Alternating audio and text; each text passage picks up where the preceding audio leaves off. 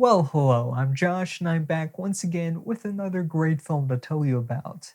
And today I have one of the greatest war movies ever made that you may not have even heard of, and yet has since become one of the most influential of its kind. That film being William A. Wellman's 1945 classic, The Story of G.I. Joe. Based on the writings of acclaimed wartime correspondent Ernie Pyle, the story of G.I. Joe follows Pyle as he accompanies the soldiers of C Company on their many adventures throughout northern Africa and through the liberation of Italy. So as I said, this film was directed by William Wellman, who was a very prolific director during these old Hollywood days. And though you may not know him by name, he made some of the best films of the period and worked in practically every genre, including the first Best Picture winner Wings, the original version of A Star is Born, the gangster classic The Public Enemy, and one of the most powerful westerns I've ever seen, The Oxbow Incident. And since he was a pilot during World War I, given the name Wild Bill Wellman, he actually had a pretty strong animosity towards the infantry at the time, and so was very hesitant to do a film like this initially. But after meeting with Ernie Pyle and seeing how all of the soldiers respected him, Wellman drastically changed his tune, and this would go on to become one of his favorite films. When he came in, he started telling me about all these kids, not anything about the story or the picture, just the wonderful stories, the wonderful accounts of this guy who was as unfit to be a man that went out where it was really dangerous, as anyone I've ever known. He only weighed about 125 pounds. That is a picture against war. One of the things that really sets this film apart from other war movies at the time was its attention to realism. Rarely did war movies in these days try to convey what it was really like to be a soldier fighting in World War II. The war films he made, you could tell it's by somebody who was there.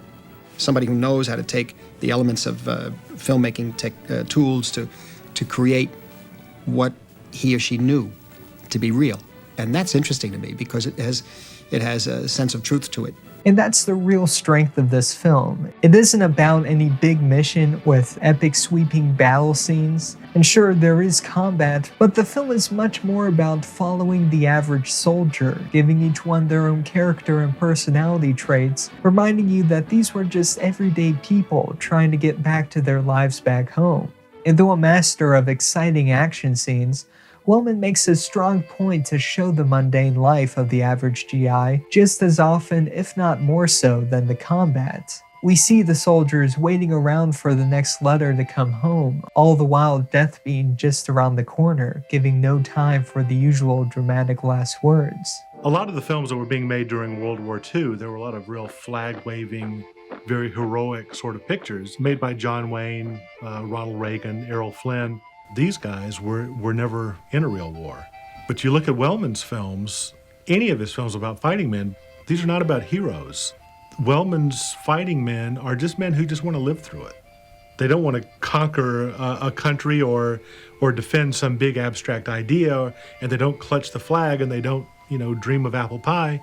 What they want is just to live from this day to the next day. As I mentioned, many of the scenes from the film came directly from Ernie Pyle's writings during the war, which were compiled into the book Here Is Your War. And so there is a realism to the story that comes through despite the events being condensed to all happen with the same outfit.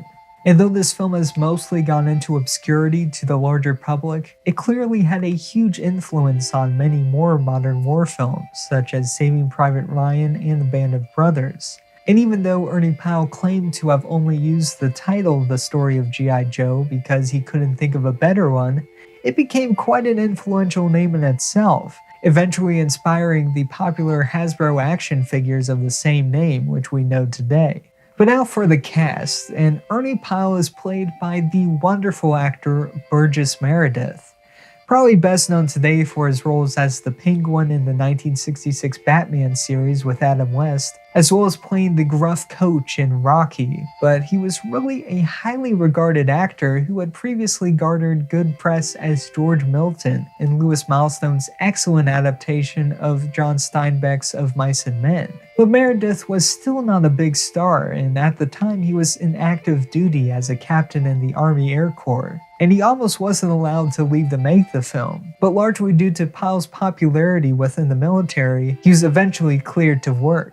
And it's also nice to see Robert Mitchum here as Lieutenant Captain Walker. Now, viewers on this channel will likely know Mitchum more for his villainous roles, like in The Night of the Hunter and Cape Fear. But in the day, he was actually much better known for playing the hero, and this was really the film that made him a star, giving him his only Oscar nomination. Now, Wellman actually had kind of a knack for finding young talent. He had previously discovered and cast other big stars, including Gary Cooper, Clark Gable, James Cagney, and later even Clint Eastwood, giving each one of them their first big break. But along with Mitchum and Meredith, you also have great actors like Freddie, Steele, Wally, Cassel, Jimmy Lloyd, William Murphy, and John Reilly to fill out the other main roles. And outside of them, another notable cameo is that of Wellman's own wife, Dorothy Coonan Wellman, as the nurse who marries John Reilly's Private Murphy. After meeting her on the set of the Preco classic Gold Diggers of 1933, Wellman had previously cast her in another one of his underseen gems, Wild Boys of the Road, and so it's pretty cool to see her again here. And though William Wellman would return to the subject and make many more war films in later years, such as Darby's Rangers and the even more successful Battleground, the story of G.I. Joe was always the one he considered to be his best. Now, a lot of people think that Battleground is better than the Ernie Pyle story, but I don't. Because the Ernie Pyle story had a message. I had the real guys, I made actors out of them, all those poor guys, and those were most of them were soldiers. Now, all of them were killed, and I feel sort of guilty about it. I got them a little more money, but it was a strange feeling about the whole thing, and Ernie never saw it. You see, just after they finished shooting, Ernie Pyle and a majority of the extras who were real GIs back from fighting in Europe were then shipped out to the war in the Pacific, where a majority of them would be killed fighting in Okinawa. This including Ernie Pyle himself, who never got to see the film Wellman had made about his life. He was the loveliest, nicest, finest, most brilliant man I've ever known in my whole life. So if you'd like to see the story of G.I. Joe, it's currently streaming on places like Amazon, Tubi, and Roku. If you want to get film physically, it can be purchased on Blu-ray from Ignite Films with a brand new restoration done earlier this year, and it's got a great commentary track, some special features, including an interview with William Wellman's own son, William Wellman Jr. So it's a really great release to check out, and it looks better than it ever has before. But now for my comment question, and I'm wondering, what is your favorite World War II film?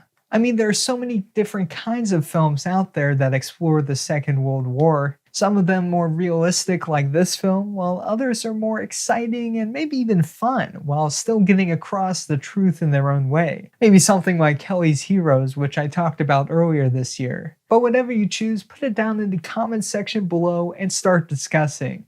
Remember to hit the like button if you enjoyed this video and subscribe if you want to see some more of these. Remember to keep watching movies, and I will see you again soon. And for those beneath the wooden crosses, there is nothing we can do except perhaps to pause and murmur, "Thanks, pal."